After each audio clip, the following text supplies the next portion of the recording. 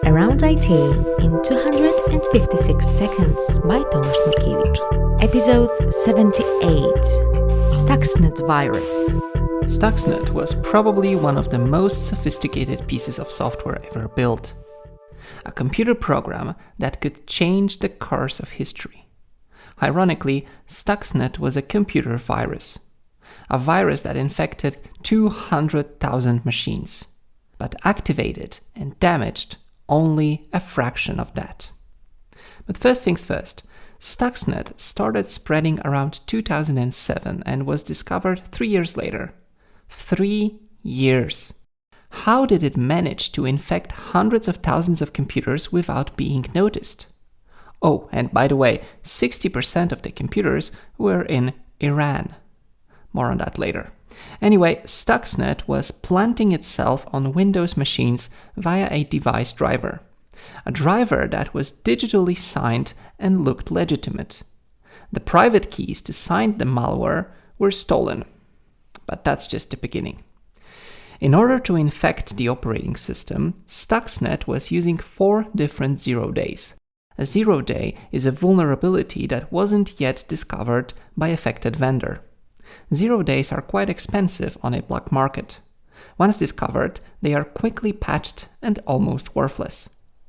Using 4 of them in a single virus is an overkill, unless you are desperate and really rich. Okay, so Stuxnet infected your machine, most likely via USB stick. Then it does nothing, unless it reaches an industrial SCADA software by Siemens. Industrial what? Well, it's a piece of software used to monitor and control power plants, sewage facilities, factories, etc. However, Stuxnet is more selective. It activates only when SCADA system is connected to a specialized type of motor, and only if it's configured to make around 1000 revolutions per second, and only if this motor runs in Iran. What is going on here? This is not your typical ransomware for sure. Long story short, Stuxnet was only waking up when infecting uranium enrichment facilities. Large gas centrifuges separating uranium isotopes. You know, for building nuclear bombs. Something that Iran was not supposed to do under international sanctions. But it gets better.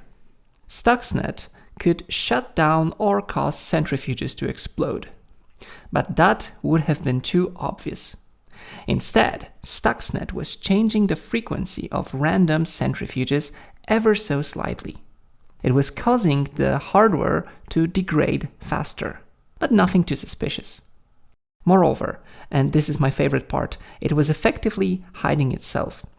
Some centrifuges running with different frequency would trigger an alarm. But what about intercepting the sensors and sending seemingly correct data?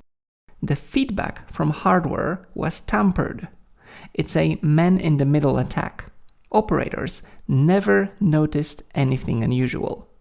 Of course, until centrifuge failed to operate or produced too little uranium. As you can probably guess, Stuxnet wasn't built by some homegrown hacker in the basement. After a few years, it became obvious that it must have been a state actor. Most likely United States and Israel worked together to build this malware. It's an example of international sabotage done purely using software. That's it. Thanks for listening. Bye.